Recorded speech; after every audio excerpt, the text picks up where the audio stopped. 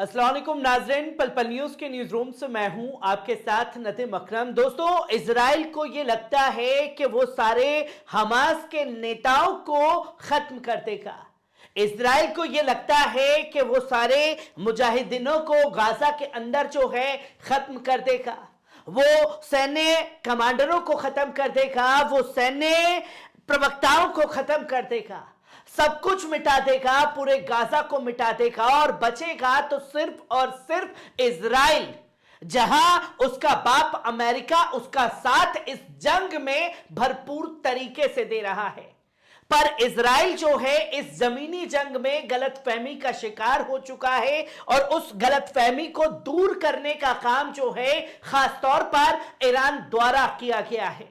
क्योंकि युद्ध विराम के दौरान दो मुस्लिम देश ऐसे थे जिन्होंने इस युद्ध विराम को अंजाम तक पहुंचाने के लिए रद्दे अमल तक पहुंचाया और फिर उसके रिजल्ट सामने देखने को मिले,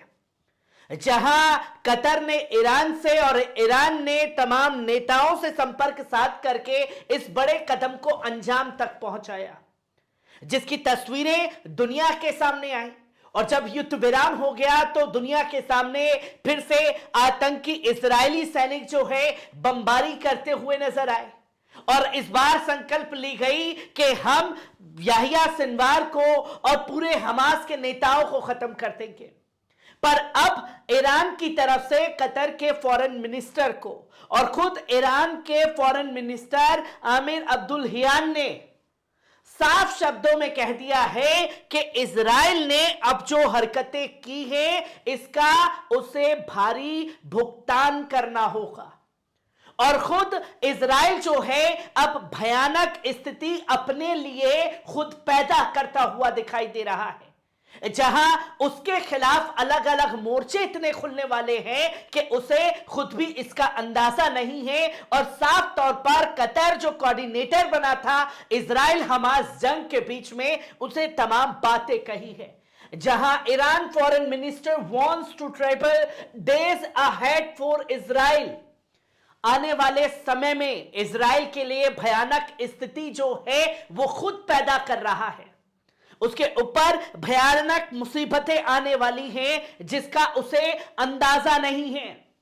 और ये ऐसे समय पर बात निकल करके सामने आई है जब रशिया के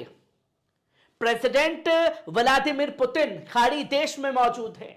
जहां उनकी मुलाकात ईरान के प्रेसिडेंट से हो रही है, इब्राहिम रईसी से मुलाकात कर रहे हैं, बिन सलमान से मुलाकात कर रहे हैं, यूएई के प्रेसिडेंट से मुलाकात कर रहे हैं।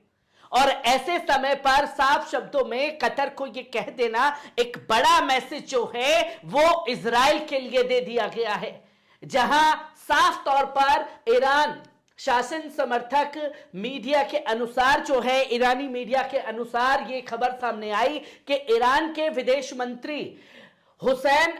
अमीर अब्दुल्लाहियान ने अपने कतर समक्ष के साथ कॉल में इजराइल के लिए आने वाले भयानक दिनों की चेतावनी दी है, जहां उन्होंने फोर्स न्यूज और तस्नीम न्यूज को बताया कि दोनों व्यक्तियों ने गाजा में युद्ध पर चर्चा की है, जहां तेहरान और दोहा के बीच संबंध है, जहां 7 अक्टूबर को इजराइल में हमास के हमले के बाद से 1200 से अधिक लोगों का नरसंहार हुआ। ईरानी मीडिया के मुताबिक ईरान के विदेश मंत्री कतरियों के साथ में वेस्ट बैंक और गाजा पर चर्चा की। उन्होंने इसके बारे में जायोनी आक्रामकता पर भी चर्चा की, जिसकी तेहरान ने कई बार आलोचना की। ईरान इराक, सीरिया, लेबनान और यमन में प्रॉक्सी का समर्थन करता है और वेस्ट बैंक को भड़काने की तमाम कोशिशें कर रहा है। ये बातें जो हैं वो साफ तौर पर जेरूसलम पोस्ट के जरिए सामने आई, जहां ईरान ने साफ तौर पर कतर को यह कह दिया कि चाहे इराक और सीरिया के अंदर जो इस्लामिक रेजिस्टेंस के हमले अमेरिकी मिलिट्री बेस के ऊपर हो रहे हैं और हुतियों द्वारा जो इजराइल के ऊपर हमले हो रहे हैं लाल सागर के अंदर, और इसी के साथ साथ आप लेबनान से हिजबुल्लाह की बात करें, और इन तमाम देशों के बीच में इन तमाम लोगों से संपर्क जो है ईरान ने साध रखा है। और जो बातें उनके जरिए सामने आई तो साफ तौर पर लेबनान, इराक हो, सीरिया हो, चाहे बात करें यमन की, उन्होंने साफ तौर पर एक मैसेज जो है ईरान को दे दिया, जहां यह कह दिया गया है कि जब तक अब फिलिस्तीन आजाद नहीं हो जाता या जो नरसंहार वो हमारे भाइयों को कर रहा है वो बंद नहीं कर देता, तब तक हम अपने कदम और अपने हमलों को पीछे हटने वाले नहीं हैं।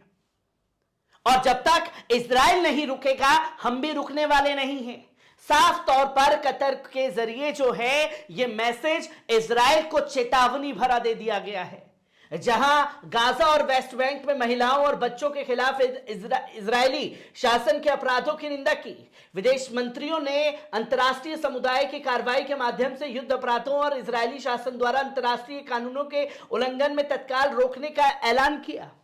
जहां कतर की तरफ से यह आश्वासन दिया गया और यह कहा गया कि हमें जो है इजराइल के खिलाफ इंटरनेशनल कोर्ट में या इंटरनेशनल लेवल पर कोई बड़ा कदम उठाने की जरूरत है। जहां कतर और ईरान तो कई बड़े कदम उठा चुके हैं इजराइल के खिलाफ, पर और अरब देशों को लेकर के दोनों में मायूसी भी दिखाई थी, जहां उन्होंने मानवीय सहायता के लिए भी बार बार ऐलान किया और विदेश मंत्रियों ने गाजा के संबंध में कार्रवाई बढ़ाने और संयुक्त राष्ट्र महासचिव के अपील का समर्थन किया। जहां फॉक्स न्यूज ने इस टेलीफोन बातचीत में अमीर अब्दुल्लाहान ने कहा कि उन्होंने यूएन के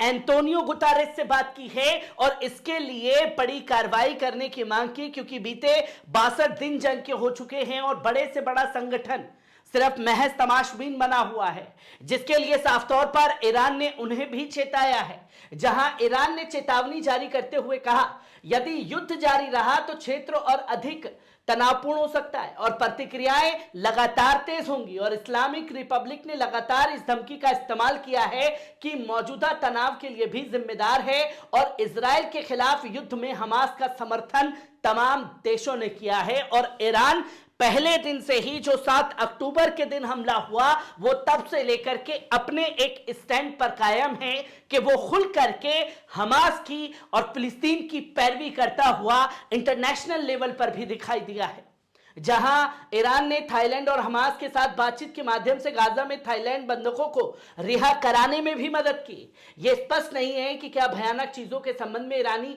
धमकियां एक वृद्धि है। ईरान समर्थित हुतीस के इस सप्ताह हमले बढ़ गए हैं और साथ ही सीरिया में अतिरिक्त खतरे के सामने हो गए हैं और ईरानी शासन समर्थक मीडिया ने सीरिया में प्रांत इजराइल के लिए खतरों पर प्रकाश डाला है और सीरिया में अमेरिकी सेना पर ईरानी समर्थित हमलों की चर्चा का केंद्र भी बन चुका है। जहां ईरान ने धमकी दी है और धमकी से पहले जो बातें उसकी हिजबुल्लाह से हुई, जो बातें उनकी हुतीस से हुई हैं और जो बातें इस्लामिक रेजिस्टेंस से सीरिया इराक में हुई है, उसी को लेकर के सामने साफ तौर पर चेता दिया है कि आने वाले समय में इतनी भयानक स्थिति का सामना इजराइल को करना पड़ रहा है और पड़ेगा कि जिसका किसी को कोई अंदाजा नहीं है। हर एक खबर, हर एक पहलू को आपके साथ साझा करता रहूंगा। दीजिए इजाजत, शुक्रिया।